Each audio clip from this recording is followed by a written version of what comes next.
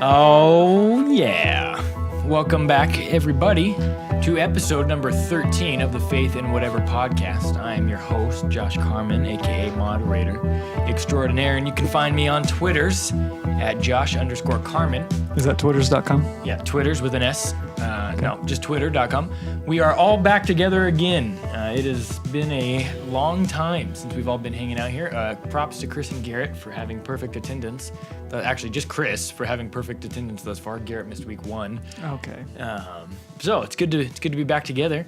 Why don't we just jump right in? James, what have you been up to this week? Actually, before we do that, let me finish plugging everything. Garrett is at T Student Life. James is at James YUILE. Chris is at Marion Ranch, and you can find us on Facebook.com/faithandwhatever, or on Twitter at faith, the letter N, whatever, faithandwhatever.com is our main site. Don't forget Instagram.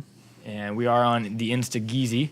What is our handle? Faith I and don't know. whatever? I think it's just Faith and whatever. Yeah, we should probably know that by this point. 13 episodes in. So we don't even have 13 posts on our Instagram. Yeah, we do. We are up to 13. So it is good to see everybody. I've missed you guys. I've been gone for what feels like forever in a day. Yeah, my wife just had surgery, so she's feeling better now. So that's kind of cool. Yeah. That's good. So what have you guys been up to? Enter the Gungeon. All right. Well, I don't know what that means. Hold on. I'm guessing it's a PlayStation 4 video game. I'm playing it on PlayStation 4. It's also on Steam. Mm-hmm. I actually put it on both.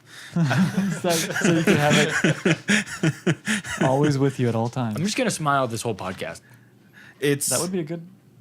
So the technical description for this game is it's a Zelda-inspired roguelike bullet hell game. And I'll explain what all that means. Are you a fish? No. Okay, I think there's a fish called the Gungeon. Okay. Just a guess. This is not 20 questions. So it's Zelda inspired in that it has that top-down sort of dungeon aspect where you're going kind of room to room. Mm-hmm. It's roguelike, which is a style of game that's come out in the last, 5-10 years. I'm not sure when that started. But roguelikes tend to be when you die, you're dead. There's no multiple lives. You go back to the beginning of whatever the beginning is. That's hard. I hate those games. Like Faster Than Light. Right. And get good. and roguelikes tend to have whatever you're traversing, they're procedurally generated as you play. So you die and you go back and everything changes. So that's the themes of most roguelikes. So it has those aspects to the dungeons, right? They're procedurally generated. And if you die, you're dead. And you have to start from the beginning. Wow. And then to make all of it, this is where it sold me. It's a bullet hell, which means you've played, like, for example, those airplane games that are like top down or they're going and there's bullets all over the screen. Yeah. That's a bullet hell. So it's that as well. In a dungeon. That sounds terribly difficult. It's awesome. So top down, you're a dude, and your room's full of bullets, and you're dodging them as well as going to different rooms. Yeah, and if you die, you go back to the beginning. Wow. Yeah, it's been Have so much you beaten fun. it yet? No. Are you halfway? Where are you at in the game? Well, that's the great thing about roguelikes is they do have end game. Like, you can beat a roguelike, but you just start again, and it procedurally generates a whole new game. Oh, so there's almost no way to ever play the same thing twice. Yeah, all you do, but basically the carrot at the end of the stick for roguelikes is unlocking things, building up experience points, or somehow or finding items, or getting to tougher bosses. So if you beat a boss in a roguelike, and then you kind of have to replay, well, usually that boss is beat. There's a new boss that's going to get kind of entered into the game. So right on. Things like that. So it's been awesome. I've loved Enter the Gungeon, and you also play. Is it in beta or is it full release? No, full release. So on the PS... Full access. And you can find it anywhere between $14.99 and $19.99. The reason I own it on both is because I got it on the PS4, and then it was in a Humble Bundle recently. I think I did that. Hubba bubba. I'm not going to talk about Humble Bundle because it might be in one of our segments later. Oh, all right. Garrett, what have you been doing?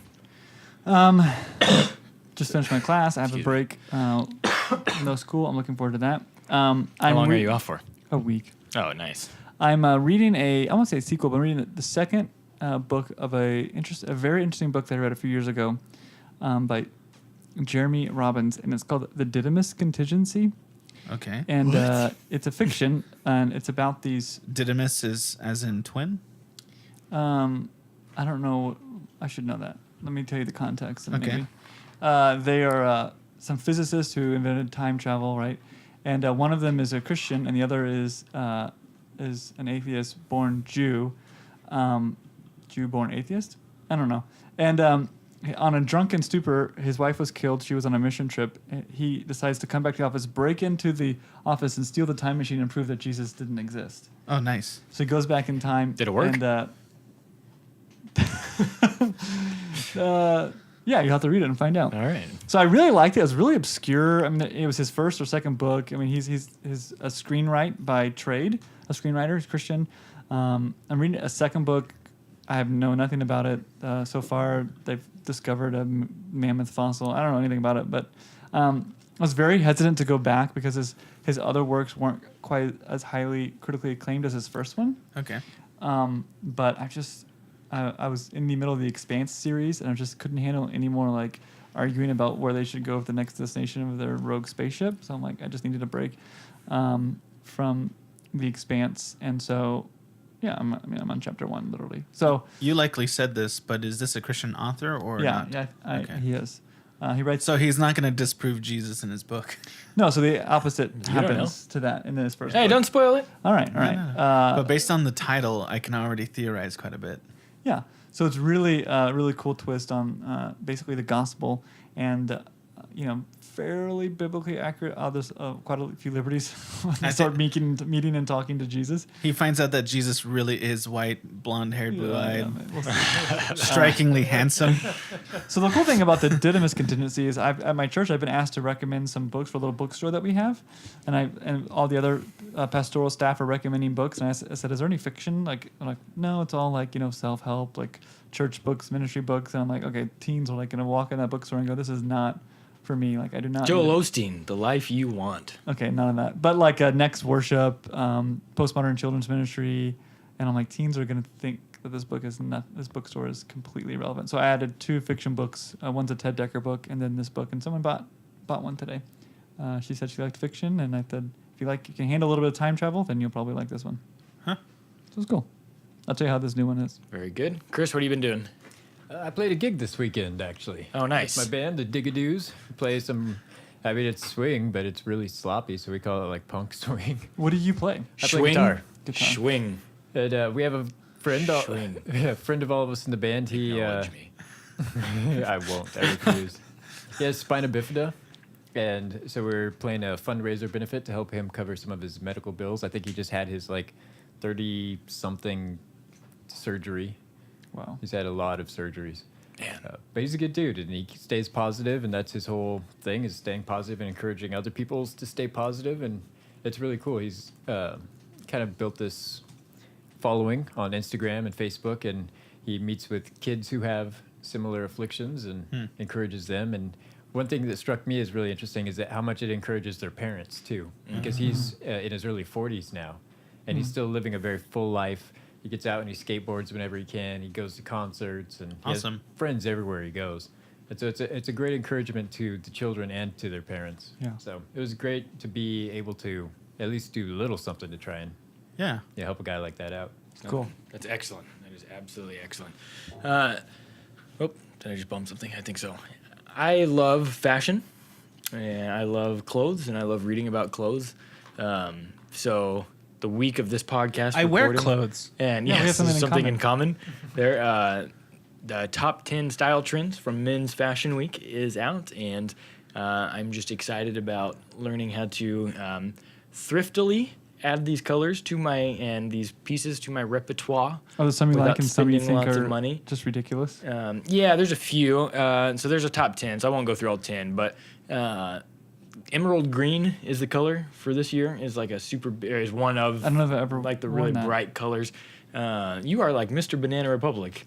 I'm Oh, surprised emerald green. I don't know. it'll make its way to BR this year. All right. Yeah, the one thing that I do think is a little bit ridiculous are I like floral print. I have a floral print jacket already, so I was about a year ahead of the curve on this one. Of course you were. But shawl neck cardigans are just the ones that I cannot get into. It's a tactical turtleneck. Where the cardigan, or the thing comes up to the neck there, but it's a cardigan with I don't know. Oh, it's like almost like a turtleneck. Yeah, and so I just Is it the big loose turtleneck? Is that what it And- is? yeah. So it looks like Don't this. lie. You know you got that in the female section. So I Yeah. I don't know. I don't wear female clothes. My wife won't let me Anymore? Yeah, anymore. Because she's made you a better person. And fur. Fur Oh. is one that It's back? Yeah, it is big in the spring this year. That's because the furry thing had to go to something, right? That went out of trend, so they had all that fur. Right. So They it had to came. use it. Yeah, it comes back Yeah. eventually. I I think think of the Revenant. it could be. Probably. It Yeah. could be. Probably. And felt fedoras, Chris. Those are the last one that I think are a little bit. Fedoras or trilbies? And I don't know what's a trilby. Trilbies like the smaller brimmed ones. Says And- fedora. Yeah, no, it's a fedora made of like the felt material. I like hats. So that and binge watching Netflix. Man, I started another series called White Collar.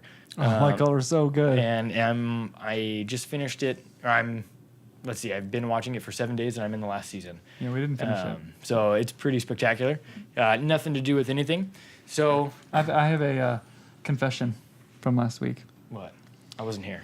I know. Okay. I started watching The 100. Oh, nice. What did you think? So I'll tell you why I watched it, and maybe you forgive me.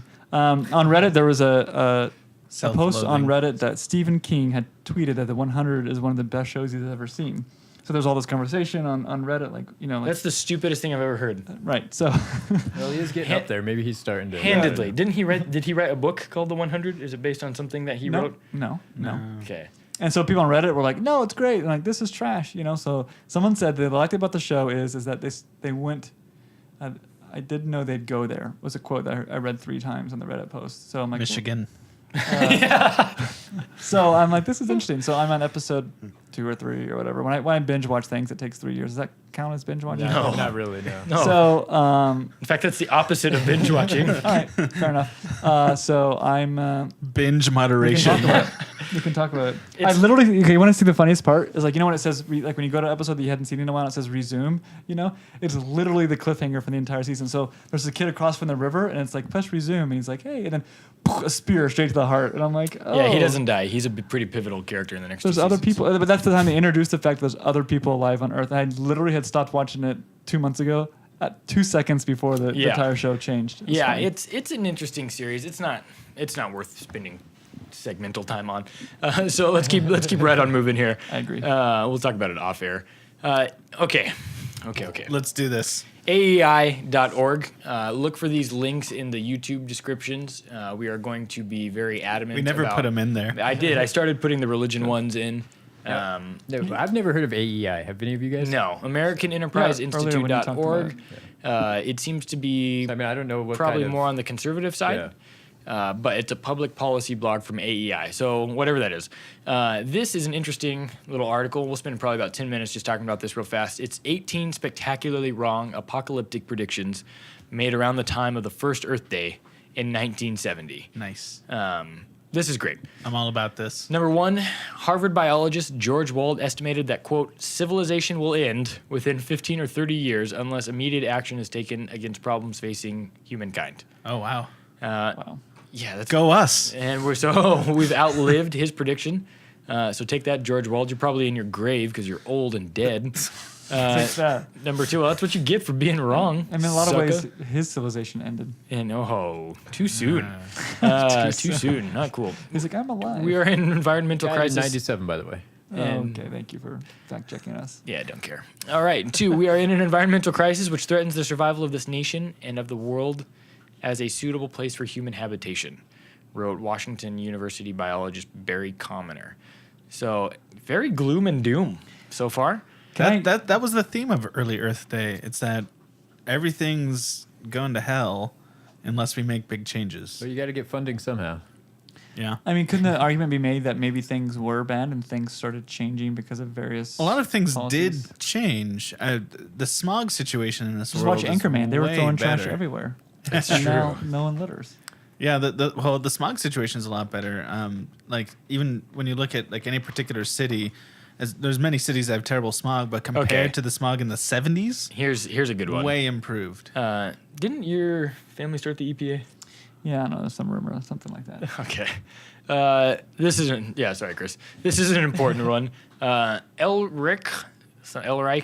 Elric, in 1969 wrote an essay entitled "Echo Catastrophe."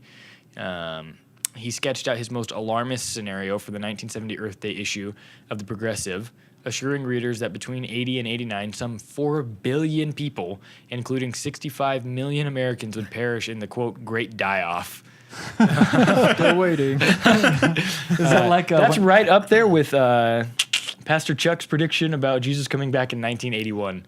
and 85 and 87? Well, I was born in 81, so just saying.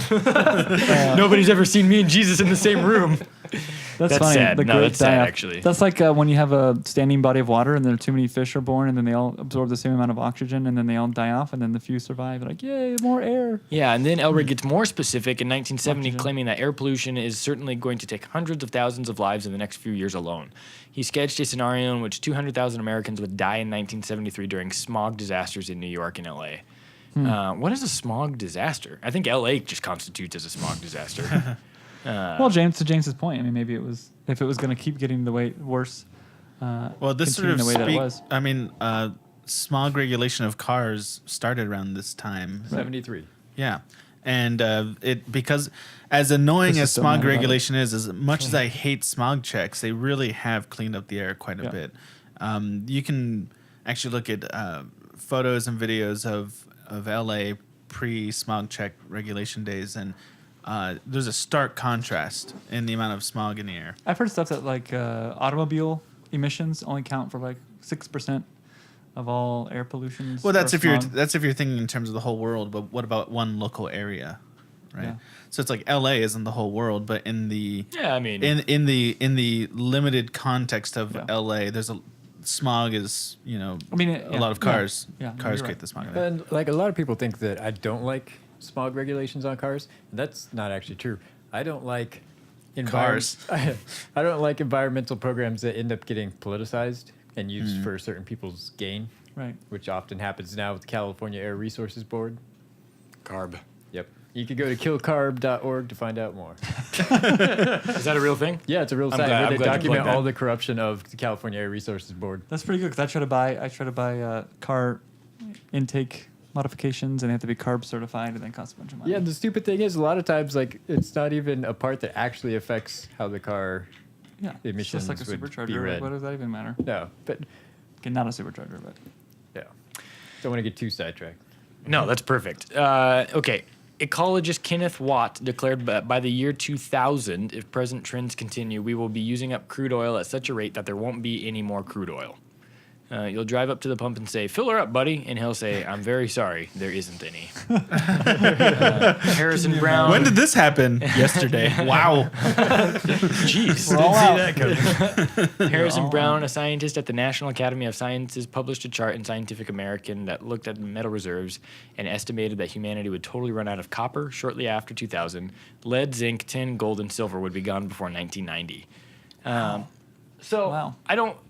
I think one thing that's important to say in our kind of closing thoughts on this segment is that while these things are funny predictions and, while just the extreme, I don't even know, like misanthropic views on humanity were kind of here, that's not to say that, we're not thankful for the cutbacks that, have been put in place, right? Because that's probably helped regulate and it's probably a contributor as to why some of these things aren't actually true. yeah, that's fair enough. And so there is some good that has come from the regulatory control about it. But thanks a lot, California, for making me have to pay an arm and a leg just to get my car smogged. And then, lastly, this is a good one. Number 18, Kenneth Watt warned about a pending ice age in a speech. Quote, "The world has been chilling sharply for about 20 years," he declared. "If present trends continue, the world will be about 4 degrees cooler for the global mean temperature in 1990, but 11 degrees colder in the year 2000. This is about twice what it would take to put us into an ice age.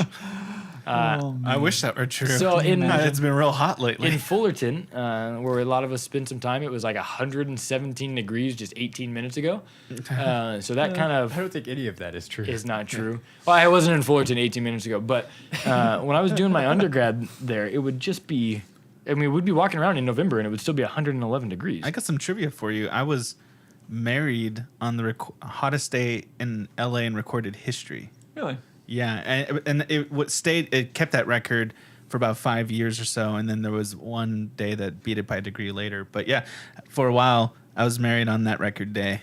117 degrees for LA. What a terrible, Wow. terrible temperature. Yeah. Yeah, it's not a The exact same as That's a good thing. Josh's It's a good thing it over-exaggeration. wasn't an omen or anything. That Those marriages are going to be hot. hell. Oh. Ah, Yeah. There was an earthquake the day of my wedding, I think it's just really difficult. You are Jesus. and then my dog died. and, Oh, not funny anymore. but you brought him back to life. Wait a minute. His name was Lazarus. By burying him in the pet cemetery. Oh. I love that episode of Simpsons though. So Yeah, well, I think it's just really difficult to make any kind of environmental predictions. There just seems to be so many factors. It just seems things change so quickly. It just seems such a foolish for a scientist to kind of put it on their career that they're going to make some outlandish prediction for the next 20 or 30 years. Things happen that you couldn't even imagine and predict. I do value the discussion. I value the awareness raising. I value the idea of using less of a carbon footprint.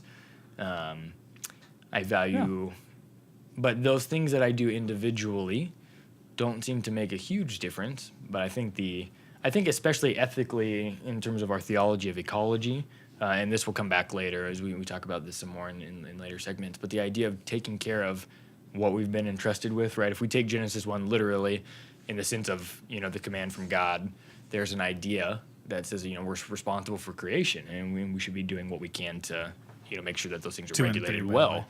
Oh yeah, I'm sorry, Genesis 2 and 3, to make sure those things are regulated well. So, any closing thoughts? I often get in debates about solar energy, and maybe not what you would Add think. that to the list of arbitrary things you know too much about. I don't think I know a lot, but people say that solar is not the future, and I think that's probably extremely ignorant. Okay. I think solar right now is not the future because it's only 11% efficient. But what's to say that when solar becomes 50% efficient, even if it takes 50 years, I mean, why wouldn't you want to have free energy after the fact of purchasing a very expensive product? It's a constant source of energy that's not draining the earth of something. Like Correct. even wind energy, we actually inhibit wind, which is very Right. important. I guess we might be reflecting heat, but I don't think anyone would think that's a bad thing. Right. Maybe we're not. I guess we're not. We're probably absorbing it. Yeah, you absorb it. There's You an don't ice reflect it. age coming. Yeah, I just think it's funny. So I mean, So if we take all that stored heat, we can melt the glaciers. That's good. We want to hold on to that. Keep it locked in a room. I think the world's taking care of those glaciers already. That's true. what so- glaciers? What do you think about climate change? What do you think about these terrible predictions? And ultimately, what do you think about what we've said? Let us know in the comment section below, or find us on Facebook. You can totally comment there. We actually got into a pretty good discussion last week in what debuted Yeah. about the Mississippi bill, so that was pretty cool. I'm surprised you didn't weigh in, Garrett. I wish you would have said something. Write my paper. So that's important. So find us on facebook.com / Is your brother on Faith on and Whatever? Twitter? Chris The or other- John? John. No. Is he on anything that we can send people to harass him? No. We'll put a link to his. Josh and I do that enough. Yeah, we'll put a link to his Facebook page. His email address is good enough. I don't even know How what about his his. cell number? Everyone could just have his cell number. Is he still at CoCapCarm at AOL? No. No, maybe I don't know. Ew. So find us anyone on still- Twitter at faithandwhatever, or find us on the web at Check out our faithandwhatever.com. GeoCities page while you're there. And GeoCity, what's that? I don't know what that is. Ancient internet history. And then I want to do a Facebook Live soon. We're gonna bring that into an episode. Everybody find Bill Nye on Twitter and say, "Take that, Bill Nye." Yeah, Hashtag Faith and Whatever. we'll be talking about Bill Nye in the next engineer guy. in the next segment. Thanks for connecting us with us here, and we'll talk to you soon.